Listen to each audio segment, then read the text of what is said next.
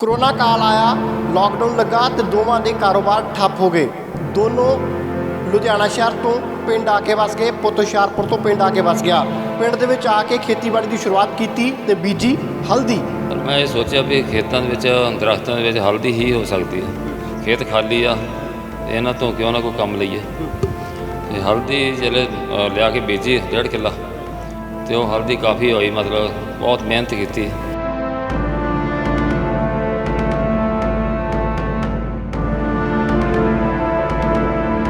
ਜਦੋਂ ਹੋ ਗਈ ਹਲਦੀ ਤਾਂ ਵੇਚਣ ਗਏ, ਕਿਸੇ ਨੇ ਚੱਕੀ ਨਹੀਂ।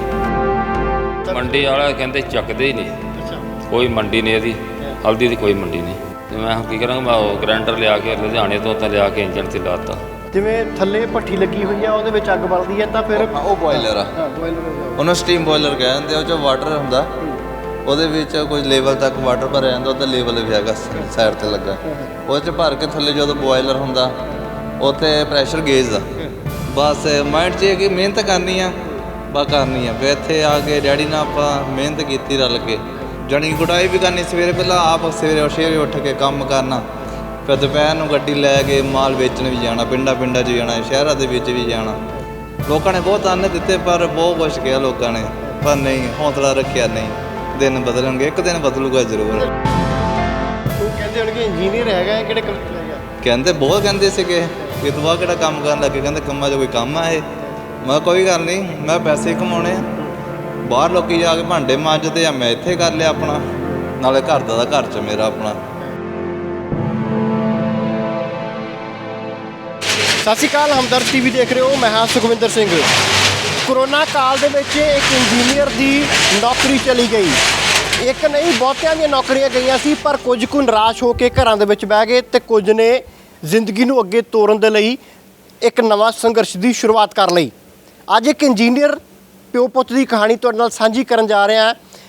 ਪੁੱਤ ਸੋਨਾਲੀਕਾ ਦੇ ਵਿੱਚ ਬਤੌਰ ਇੰਜੀਨੀਅਰ ਜੌਬ ਕਰਦਾ ਸੀ ਔਰ ਬਾਪ ਠੇਕੇਦਾਰੀ ਕਰਦਾ ਸੀਗਾ ਕੰਸਟਰਕਸ਼ਨ ਫੀਲਡ ਦੇ ਵਿੱਚ। ਕੋਰੋਨਾ ਕਾਲ ਆਇਆ, ਲੌਕਡਾਊਨ ਲੱਗਾ ਤੇ ਦੋਵਾਂ ਦੇ ਕਾਰੋਬਾਰ ਠੱਪ ਹੋ ਗਏ। ਦੋਨੋਂ ਲੁਧਿਆਣਾ ਸ਼ਹਿਰ ਤੋਂ ਪਿੰਡ ਆ ਕੇ ਵਸ ਗਏ। ਪੁੱਤ ਹੁਸ਼ਿਆਰਪੁਰ ਤੋਂ ਪਿੰਡ ਆ ਕੇ ਵਸ ਗਿਆ। ਇਸੇ ਦੌਰਾਨ ਪਿੰਡ ਦੇ ਵਿੱਚ ਆ ਕੇ ਖੇਤੀਬਾੜੀ ਦੀ ਸ਼ੁਰੂਆਤ ਕੀਤੀ ਤੇ ਬੀਜੀ ਹਲਦੀ। ਫਿਰ ਜਦੋਂ ਹਲਦੀ ਮੰਡੀ ਸੁੱਟਣ ਗਏ ਤਾਂ ਜਵਾਬ ਕੁਝ ਅਜਿਹਾ ਮਿਲਿਆ ਜਿਸ ਨੇ ਨਾ ਸਿਰਫ ਉਸ ਦੀ ਜ਼ਿੰਦਗੀ ਨੂੰ ਬਦਲਿਆ, ਬਲਕਿ ਉਸ ਦੀ ਸੋਚ ਨੂੰ ਬਦਲ ਦਿੱਤਾ ਔਰ ਉਸਨੇ ਇੱਕ ਦੇਸੀ ਫੈਕਟਰੀ ਘਰ ਦੇ ਵਿੱਚ ਬਣਾ ਕੇ ਹਲਦੀ ਤੇ ਮਸਾਲਿਆਂ ਦਾ ਕਾਰੋਬਾਰ ਸ਼ੁਰੂ ਕੀਤਾ ਤੇ ਅੱਜ ਕਾਮਯਾਬ ਹੋ ਕੇ ਲੋਕਾਂ ਦੇ ਲਈ ਪ੍ਰੇਰਨਾ ਸਰੋਤ ਬਣ ਰਹੇ ਨੇ। ਸਾਡੇ ਨਾਲ ਦੋਨੋਂ ਪਿਓ ਪੁੱਤ ਦੀ ਜੋੜੀ ਸਾਡੇ ਨਾਲ ਹੈ, ਗੱਲਬਾਤ ਕਰਨ ਦੀ ਕੋਸ਼ਿਸ਼ ਕਰਦੇ ਹਾਂ। ਸਰ, ਕੀ ਨਾਂ ਜੀ ਤੁਹਾਡਾ? ਤਰਵਿੰਦਰ ਸਿੰਘ ਸੋਢੀ ਜੀ। ਤਰਵਿੰਦਰ ਜੀ, ਜਦੋਂ ਲੋਕਡਾਊਨ ਲੱਗਾ, ਬਹੁਤਿਆਂ ਦੀਆਂ ਨੌਕਰੀਆਂ ਗਈਆਂ, ਬਹੁਤ ਸਾਰੇ ਲੋਕ ਨਿਰਾਸ਼ ਹੋ ਕੇ ਘਰ ਦੇ ਵਿੱਚ ਬਹਿ ਗਏ, ਪਰ ਤੁਸੀਂ ਪਿੰਡ ਆ ਕੇ ਇੱਕ ਸੋਚ, ਇੱਕ ਸੰਘਰਸ਼ ਨਵੇਂ ਨੂੰ ਰਾਹ ਪਏ। ਉਸ ਰਾਹ ਦੇ ਉੱਤੇ ਕਿਵੇਂ ਸ਼ੁਰੂਆਤ ਹੋਈ ਉਸका? ਸਰ, ਮੈਂ ਇਹ ਸੋਚਿਆ ਵੀ ਖੇਤਾਂ ਦੇ ਵਿੱਚ ਦਰਖਤਾਂ ਦੇ ਵਿੱਚ ਹਲਦੀ ਹੀ ਹੋ ਸਕਦੀ ਆ। ਤੇ ਖੇਤ ਖਾਲੀ ਆ, ਤੇ ਇਹਨਾਂ ਤੋਂ ਕਿਉਂ ਨਾ ਕੋਈ ਕੰਮ ਲਈਏ। ਤੇ ਹਲਦੀ ਜਲੇ ਲਿਆ ਕੇ ਬੀਜੀ 1.5 ਕਿਲਾ, ਤੇ ਉਹ ਹਲਦੀ ਕਾफ़ी ਹੋਈ, मतलब ਬਹੁਤ ਮਿਹਨਤ ਕੀਤੀ। ਮਿਹਨਤ ਨਾਲ ਕਾफ़ी मतलब ਥੱਲੇ ਦਾਣਾ ਬਹੁਤ ਪਿਆ, ਤੇ ਉੱਥੋਂ ਥੋੜ੍ਹਾ ਜਿਹਾ ਹੌਸਲਾ ਜਿਹਾ ਹੋ ਗਿਆ ਕਿ ਚਲੋ ਵੱਧ ਤੋਂ ਵੱਧ ਸਾਨੂੰ ਕੋਈ ਦੇ ਸਕਦੀ ਆ। ਇਹ ਤੋਂ ਬਾਅਦ ਫਿਰ ਜਦੋਂ ਹੋ ਗਈ ਹਲਦੀ ਤਾਂ ਵੇਚਣ ਗਏ, ਕਿਸੇ ਨੇ ਚੱਕੀ ਨਹੀਂ। ਤੇ ਚੋਆਂ ਦੇ ਸਿੱਟਣ ਦੇ ਆਰਡਰ ਹੋਏ ਵੀ ਚੋਆਂ 'ਚ ਸਿੱਟਣੀ ਪੈਣੀ ਹੈ। ਅੱਛਾ, ਇਹ ਮੰਡੀ ਵਾਲਿਆਂ ਨੇ ਜਵਾਬ ਦਿੱਤਾ? ਮੰਡੀ ਵਾਲਾ ਕਹਿੰਦੇ ਚੱਕਦੇ ਹੀ ਨਹੀਂ। ਅੱਛਾ, ਕੋਈ ਮੰਡੀ ਨਹੀਂ ਇਹਦੀ ਹਲਦੀ ਦੀ, ਕੋਈ ਮੰਡੀ ਨਹੀਂ। ਅੱਛਾ। ਤੇ ਸਾਨੂੰ ਫਿਰ ਮੈਂ ਇਹੀ ਸੋਚਿਆ ਵੀ ਮੈਂ ਚਲੋ ਵਿਹਲਾ ਹੀ ਹਾਂ, ਤੇ ਮੈਂ ਹੁਣ ਕੀ ਕਰਾਂਗਾ, ਮੈਂ ਉਹ ਗ੍ਰੈਂਡਰ ਲਿਆ ਕੇ ਲੁਧਿਆਣੇ ਤੋਂ ਤਾਂ ਲਿਆ ਕੇ ਇੰਜਣ 'ਤੇ ਲਾਤਾ। ਜਦੋਂ ਲਗਾਇਆ ਤੇ ਉਹ ਤੋਂ ਬਾਅਦ ਫਿਰ ਘਰਾਂ ਦੇ ਵਿੱਚ ਪਿੰਡਾਂ 'ਚ ਨੇੜੇ ਪਹਿਲਾਂ ਦੇਣੇ ਸ਼ੁਰੂ ਕੀਤੀ। ਪਿੰਡਾਂ ਵਿੱਚ ਇਸ ਇਸ਼ਤਿਹਾਰ ਲਾਏ ਵੀ ਚਲੋ ਲੋਕਾਂ ਨੂੰ ਜਾਗਰੂਕ ਹੋਣ, ਕੋਈ ਵਧੀਆ ਚੀਜ਼ ਖਾਣ, ਅਸਲੀ ਖਾਣ। ਤੇ ਬਿਮਾਰੀਆਂ ਉਦੋਂ ਉਸ ਟਾਈਮ 'ਤੇ ਲੋਕਡਾਊਨ 'ਚ ਇਹਦਾ ਬਹੁਤ ਜ਼ਰੂਰੀ ਸੀ, ਹਲਦੀ ਦਾ। ਉਸ ਟਾਈਮ 'ਤੇ ਹਲਦੀ ਨੂੰ ਬਹੁਤ ਲੋਕਾਂ ਨੇ ਚੰਗਾ ਸਮਝਿਆ। ਅੱਜ ਪੀਣ ਦੇ ਨਾਲ ਲੋਕ ਜੋੜੇ, ਹਰ ਬੰਦਾ ਪੀਏ, ਤੇ ਪੀਣ ਨਾਲ ਹਰ ਇਹ ਬਿਮਾਰੀਆਂ ਨੇੜੇ ਨਹੀਂ ਰਹਿਣਗੀਆਂ। ਬੜਾ ਸਮਝਾਇਆ, ਬੜਾ ਮਤਲਬ ਲੈਕਚਰ ਕਰਕੇ ਫਿਰ ਸ਼ਹਿਰਾਂ ਨੂੰ ਨਿਕਲੇ। ਸ਼ਹਿਰਾਂ ਦੇ ਵਿੱਚ ਇੱਕ ਦਿਨ ਹੁਸ਼ਿਆਰਪੁਰ, ਗੜ੍ਹਦੀ ਵਾਲਾ, ਕਠਾਰ, ਭੋਗਪੁਰ, ਟਾਂਡਾ, ਦਸੂਹਾ, ਹਰ ਹਫ਼ਤੇ ਬਾਅਦ ਇੱਕ ਦਿਨ ਹਫ਼ਤੇ ਦੇ ਵਿੱਚ ਰੱਖਿਆ ਵੀ ਹਰ ਬੰਦਾ ਮਤਲਬ ਇਹ ਖਰੀਦੇ। ਔਰ ਦੁਨੀਆ ਬਹੁਤ ਲਾਈ। ਤੇ ਇਸ ਵੇਲੇ ਮਤਲਬ ਪਰਮਾਤਮਾ ਦੀ ਸੁੱਖ ਨਾਲ ਇਹ ਆਰਡਰ ਫੋਨ ਆ ਜਾਂਦੇ ਆ।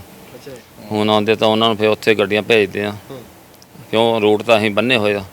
ਪਿੰਡਾਂ ਦੇ ਵਿੱਚ ਫਿਰ ਸਾਨੂੰ ਪਿੰਡਾਂ ਵਾਲੇ ਲੜਦੇ ਸੀ, ਤੁਸੀਂ ਪਿੰਡਾਂ 'ਚ ਨਹੀਂ ਆਉਂਦੇ, ਸਾਨੂੰ ਸ਼ਹਿਰਾਂ 'ਚ ਆਉਣਾ ਪੈਂਦਾ।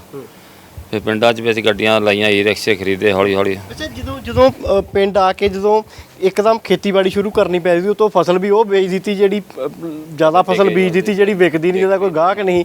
ਉਦੋਂ ਆਲੇ ਦੁਆਲੇ ਵਾਲੇ ਰਿਸ਼ਤੇਦਾਰ ਪਿੰਡ ਵਾਲੇ ਵੀ ਕਹਿੰਦੇ ਹੋਣਗੇ ਇਹ ਇੰਜੀਨੀਅਰਾਂ ਨੂੰ। ਹਰ ਬੰਦੇ ਨੇ ਮੈਨੂੰ ਰੋਕ ਰੋਕ ਕੇ ਆ ਕੇ ਕਿਹਾ ਵੀ ਤੂੰ ਕਿੱਥੇ ਫਸ ਗਿਆ। ਵੀ ਨਾ ਅਸੀਂ ਤਾਂ ਉੱਥੇ ਚੋਆਂ 'ਚ ਸਿੱਟੀ, ਅਸੀਂ ਚੋਈਆਂ 'ਚ ਸਿੱਟੀ, ਸਾਡੀ ਹਾਲ ਦੀ ਚੱਕੀ ਨਹੀਂ ਕਿਸੇ ਨੇ ਆਹ ਚੀਜ਼। ਤੇ ਫਿਰ ਉਹ ਤੋਂ ਬਾਅਦ ਫਿਰ ਮੈਂ ਆਪਣਾ ਹੀ ਹਾਂਜੀ ਇੱਕ ਵਾਰ ਤਾਂ ਹੋਇਆ, ਇੱਕ ਵਾਰ ਤਾਂ ਮੈਂ ਹਿੱਲ ਗਿਆ ਜੀ। ਤੇ ਦੂਸਰੀ ਵਾਰ ਫਿਰ ਮੈਂ ਜਿੱਲੇ ਦੇਖਿਆ ਵੀ ਮੈਂ ਤਾਂ ਵਿਹਲਾ, ਕੋਈ ਗੱਲ ਨਹੀਂ, ਮੈਂ ਗਰੈਂਡਰ ਲਿਆਉਂਗਾ, ਮੈਂ ਲੁਧਿਆਣੇ ਰਿਹਾ, ਮੈਨੂੰ ਪਤਾ ਕਿੱਥੇ ਵਿਕਦੇ ਆ। ਪੀਸ ਲਾਂਗੇ ਉਹ ਗਰੈਂਡਰ ਲਿਆ ਕੇ ਇੰਜਣ ਤੇ ਲਾ ਕੇ ਤਾਂ ਫਿਰ ਆਪਣਾ ਪੀਸਣੀ ਸ਼ੁਰੂ ਕੀਤੀ। ਔਰ ਦੇਸੀ ਜਿਹਾ ਜੁਗਾੜ ਆ ਸਾਰਾ ਹੀ ਮੈਂ ਦੇਖ ਰਿਹਾ। ਅੱਛਾ ਪੁੱਤ ਨੇ ਇੰਜੀਨੀਅਰਿੰਗ ਵੀ ਜਦੋਂ ਇੰਜੀਨੀਅਰ ਬੰਦਾ ਹੋਵੇ, ਬੰਦਾ ਤਾਂ ਉਵੇਂ ਬੜੀ ਟੌਰ 'ਚ ਰਹਿੰਦਾ, ਯਾਰ ਮੈਂ ਇੰਜੀਨੀਅਰ ਹੈ, ਮੈਂ ਇੱਥੇ ਕਿਤੇ ਪੈਕਟਾਂ ਦੇ ਵਿੱਚ ਸਮਾਨ ਬੀਜਦਾ ਰਹੂੰਗਾ, ਚੱਕੀ ਚਲਾਊਂਗਾ ਆ ਜਿਹੜੀ। ਉਦੋਂ ਕੀ ਮਾਈਂਡ ਦੇ ਵਿੱਚ ਆਇਆ, ਕਿਵੇਂ ਫਿਰ ਡਰਾਅ ਆਇਆ ਜ਼ਿੰਦਗੀ 'ਚ ਇੱਦਾਂ ਦਾ? ਡਰਾ ਤਾਂ ਬਹੁਤ ਆਇਆ ਕਿ ਪਤਾ ਨਹੀਂ ਕਿੱਦਾਂ ਦਾ ਕਿਵੇਂ ਦਾ ਰਹੂਗਾ ਸਫ਼ਰ, ਇਹ ਕੁਛ ਨਹੀਂ ਸੀ ਪਤਾ। ਬਸ ਮਾਈਂਡ 'ਚ ਇਹ ਕਿ ਮਿਹਨਤ ਕਰਨੀ ਆ, ਬਸ ਕਰਨੀ ਆ। ਫਿਰ ਇੱਥੇ ਆ ਕੇ ਡੈਡੀ ਨਾਲ ਆਪਾਂ ਮਿਹਨਤ ਕੀਤੀ ਰਲ ਕੇ, ਪੂਰਾ ਦਿਨ ਰਾਤ ਦਿਨ ਇੱਕ ਕੀਤਾ ਖੇਤਾਂ ਦੇ ਵਿੱਚ। ਪਰ ਰੱਬ ਨੇ ਜਾਣੀ ਗੁਡਾਈ ਵੀ ਕਰਨੀ ਸਵੇਰੇ, ਪਹਿਲਾਂ ਆਪ ਸਵੇਰੇ ਉੱਠ ਕੇ ਕੰਮ ਕਰਨਾ, ਫਿਰ ਦੁਪਹਿਰ ਨੂੰ ਗੱਡੀ ਲੈ ਕੇ ਮਾਲ ਵੇਚਣ ਵੀ ਜਾਣਾ, ਪਿੰਡਾਂ 'ਚ ਜਾਣਾ, ਸ਼ਹਿਰਾਂ ਦੇ ਵਿੱਚ ਵੀ ਜਾਣਾ।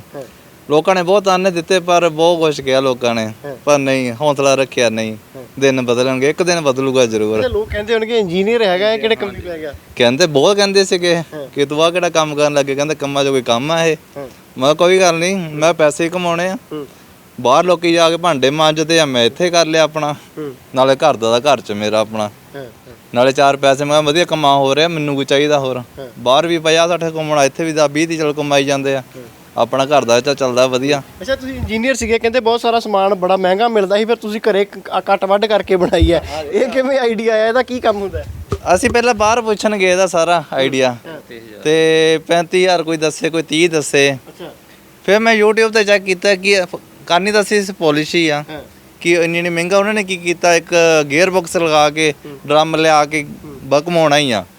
ਅਸੀਂ ਫਿਰ ਮੈਂ ਕਿਉਂ ਨਾ ਅਸੀਂ ਆਪਣੇ ਮਾਈਂਡ ਨਾਲ ਚੱਲਦੇ, ਅਸੀਂ ਫਿਰ ਆਪ ਇੱਕ ਡਰਮ ਲਿਆ ਕੇ ਉਹਦੇ ਵਿੱਚ ਸਰੀਆ ਵਿੱਚ ਲਾ ਕੇ ਉਹਨੂੰ ਰੋਟੇਸ਼ਨ ਦੇ ਦਿੱਤੇ ਮੋਟਰ ਲਗਾ ਕੇ। ਇਹਦੇ ਨਾਲ ਕੀ, ਇਹਦੇ ਨਾਲ ਰੋਟੇਸ਼ਨ ਦੇ ਨਾਲ ਹਲਦੀ ਆਪਸ ਦੇ ਵਿੱਚ ਰਗੜ ਹੋ ਕੇ ਉਹਦੀ ਜਿਹੜੀ ਪੋਲਿਸ਼ ਹੋ ਜਾਂਦੀ ਹੈ, ਮਿੱਟੀ ਉਤਰ ਜਾਂਦੀ ਸਾਰੀ। ਮਤਲਬ ਜਿਹੜੀ ਉਹ ਹਲਦੀ ਹੈ, ਪਹਿਲਾਂ ਸਭ ਤੋਂ ਪਹਿਲਾਂ ਉਸ ਬੋਇਲਰ ਦੇ ਵਿੱਚ ਉਬਾਲਦੇ, ਉਹ ਧੋ ਕੇ ਕੱਚੀ ਹਲਦੀ ਲਿਆਈਦੀ ਆ, ਉਹਨੂੰ ਪਹਿਲਾਂ ਧੋ ਕੇ ਫਿਰ ਉਹ ਬੋਇਲਰ ਦੇ ਵਿੱਚ ਰੱਖ, ਜਾਨੀ ਧੋ ਕੇ ਇੱਕ ਡਰਮ ਦੇ ਵਿੱਚ 1 ਕੁਇੰਟਲ ਆ ਜਾਂਦੇ ਆ।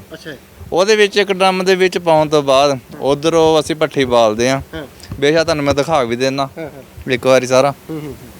ਤਾਂ ਬਿਲਕੁਲ ਮੈਂ ਇੱਥੋਂ ਕੈਮਰਾਮੈਨ ਨੂੰ ਕਹੂੰਗਾ ਦਿਖਾਈ ਜਾਇਓ, ਜਿਵੇਂ ਥੱਲੇ ਭੱਠੀ ਲੱਗੀ ਹੋਈ ਆ, ਉਹਦੇ ਵਿੱਚ ਅੱਗ ਬਲਦੀ ਹੈ, ਤਾਂ ਫਿਰ ਉਹ ਬੋਇਲਰ ਆ। ਹਾਂ, ਬੋਇਲਰ ਹੋ ਗਿਆ, ਉਹਨੂੰ ਸਟੀਮ ਬੋਇਲਰ ਕਹਿੰਦੇ। ਉਹ 'ਚ ਵਾਟਰ ਹੁੰਦਾ, ਉਹਦੇ ਵਿੱਚ ਕੁਝ ਲੈਵਲ ਤੱਕ ਵਾਟਰ ਭਰਿਆ ਜਾਂਦਾ, ਉਹਦਾ ਲੈਵਲ ਵੀ ਹੈਗਾ ਸਾਈਡ ਤੇ ਲੱਗਾ, ਉਹਦੇ 'ਚ ਭਰ ਕੇ ਥੱਲੇ ਜਦੋਂ ਬੋਇਲਰ ਹੁੰਦਾ ਉੱਥੇ ਪ੍ਰੈਸ਼ਰ ਗੇਜ ਆ, ਉਹਦੇ ਵਿੱਚ ਪ੍ਰੈਸ਼ਰ ਗੇਜ ਸਾਨੂੰ ਆਈਡੀਆ ਹੋ ਜਾਂਦਾ ਇੱਥੇ ਤੱਕ ਹੀ ਜਾਣਾ।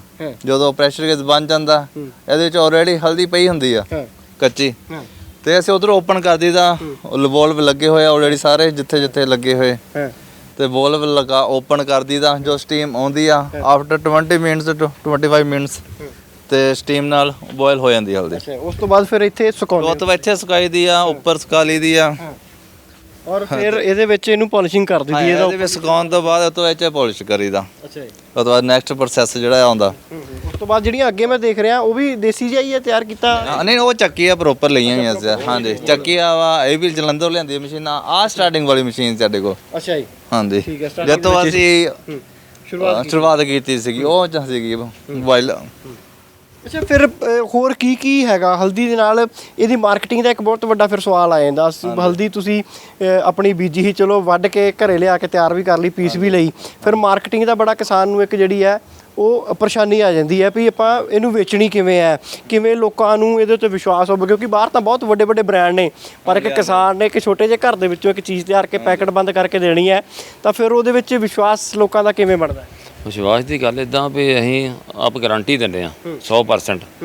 ਅਗਰ ਕੋਈ ਵੀ ਤੁਹਾਨੂੰ ਕੁਛ ਵੀ ਕਿਤੇ ਨਜ਼ਰ ਆਉਂਦਾ, ਇਹਨੂੰ ਚੈੱਕ ਕਰੋ, ਫਿਰ ਸਾਡੇ ਕੋਲ ਲੈ ਕੇ ਆਓ।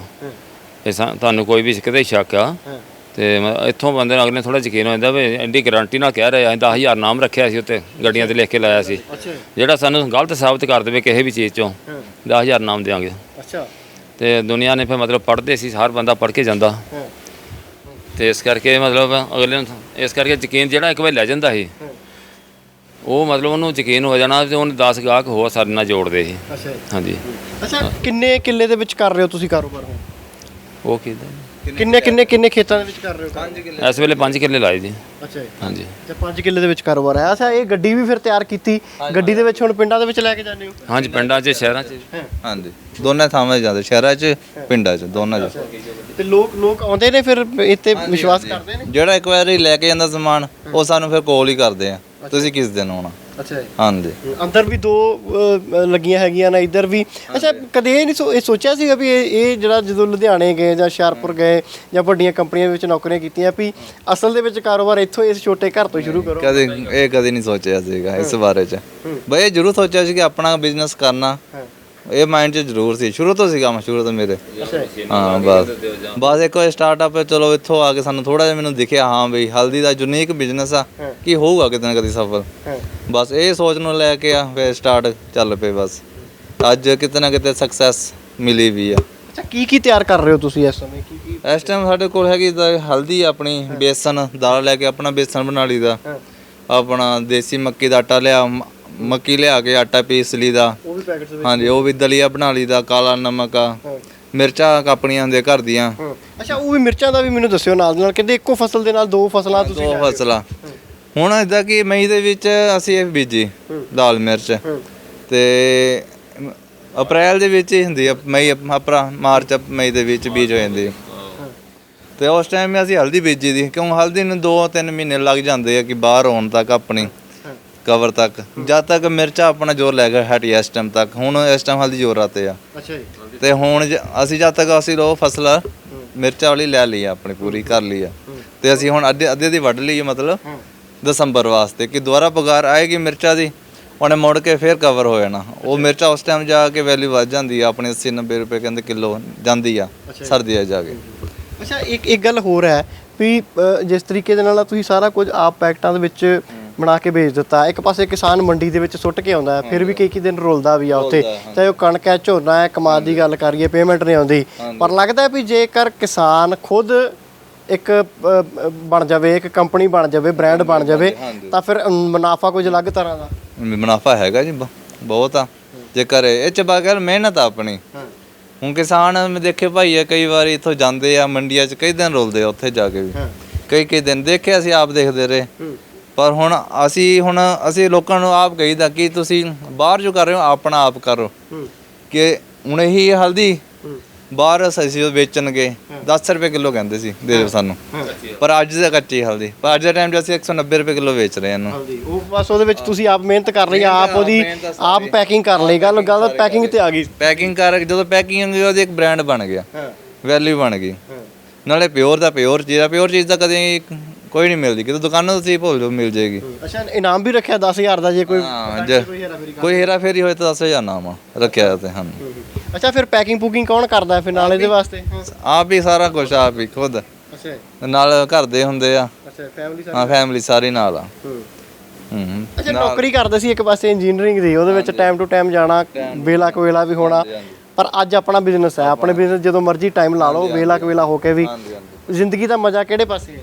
ਆਪਣੇ ਬਿਜ਼ਨਸ 'ਚ, ਕਿਉਂਕਿ ਜੋਬ ਦਾ ਮਤਲਬ ਹੀ ਹੈ ਜੁਆਇੰਟ ਅਦਰ ਬਿਜ਼ਨਸ, ਕਿ ਦੂਜਿਆਂ ਦੇ ਕੰਮ ਨੂੰ ਹੀ ਆਪਾਂ ਵਧਾਵਾ ਦੇ ਰਹੇ ਹਾਂ। ਹੁਣ ਜਦੋਂ ਆਪਣਾ ਕੰਮ ਕਰੀਦਾ ਕੋਈ ਵਧੀਆ ਹੁੰਦਾ, ਲੱਗਦਾ ਹਾਂ ਵੀ ਅਸੀਂ ਅੱਜ 1 ਰੁਪਿਆ ਤਾਂ ਕੱਲ੍ਹ 100 ਰੁਪਇਆ ਹੋਏਗਾ ਤਾਂ ਜ਼ਰੂਰ ਵਧੇਗਾ ਇੱਕ ਦਿਨ ਜ਼ਰੂਰ। ਜੇ ਆਪਾਂ ਜੋਬ ਕਰਦੇ ਹਾਂ ਅੱਜ ਵੀ ਉੱਥੇ ਆ, ਇੰਕਰੀਮੈਂਟ ਲਾ ਕੇ ਕਿੰਨੇ 5,000 ਵਧੂ, 10,000 ਵਧੂ ਹੋਰ 5 ਸਾਲਾਂ ਤੱਕ। ਅਜੇ ਆਪਣਾ ਬਿਜ਼ਨਸ ਕਰਦੇ ਆ ਹੋਰ 5 ਸਾਲ ਤੱਕ ਸ਼ਾਇਦ ਕਿੰਨੀ ਹੋ ਜਾਏ ਇਨਕਮ, ਉਹਦਾ ਕੋਈ ਆਪਾਂ ਨੂੰ ਉਹਦਾ ਆਈਡੀਆ ਨਹੀਂ। ਉਹ ਆਪਣੇ ਤੇ ਆਪਾਂ ਕਿੰਨੀ ਮਿਹਨਤ ਕਰਦੇ ਹਾਂ, ਜਿੰਨੀ ਮਿਹਨਤ ਕਰਾਂਗੇ ਓਨਾ ਹੀ ਇਹ 'ਚ ਮੁਨਾਫਾ।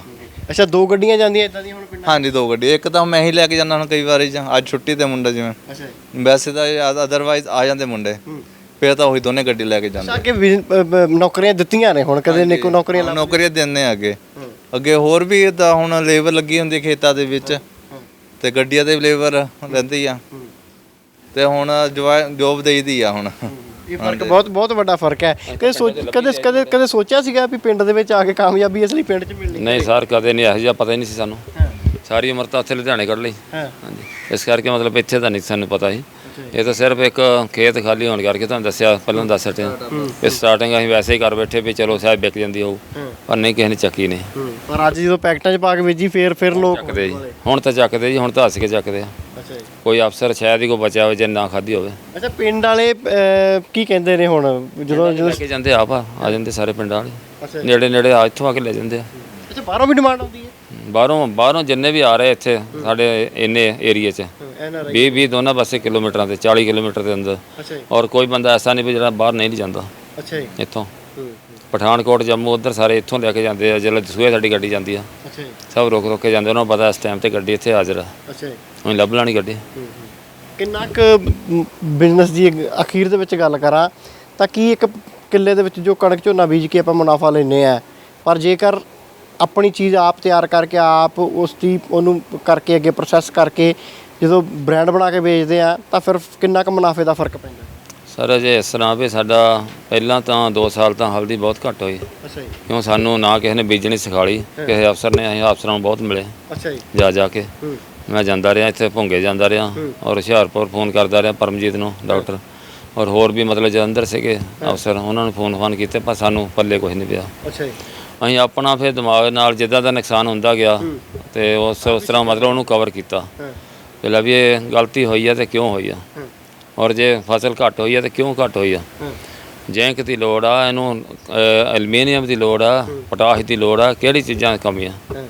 ਉਹ ਕਮੀਆਂ ਪਿਛਲੇ ਸਾਲ ਥੋੜ੍ਹੀਆਂ ਪੂਰੀਆਂ ਕੀਤੀਆਂ, ਹੁਣ ਐਤਕਾਂ ਹੋਰ ਜ਼ਿਆਦਾ ਕੀਤੀਆਂ। ਹੁਣ ਨਵੇਂ ਤਰੀਕੇ ਨਾਲ ਆਪਣੇ ਹਲਦੀ ਲਾ ਰਹੇ ਆ। ਅੱਛਾ, ਉਹ ਫਾਇਦੇ ਜੋ 1.5 ਕਿੱਲਾ ਲਾਇਆ। ਅੱਛਾ ਜੀ, ਉਹ 1.5 ਕਿੱਲਾ ਸਾਡੀ ਬਾਕੀ ਹਲਦੀ ਨਾਲ ਨਹੀਂ ਰਲਦਾ।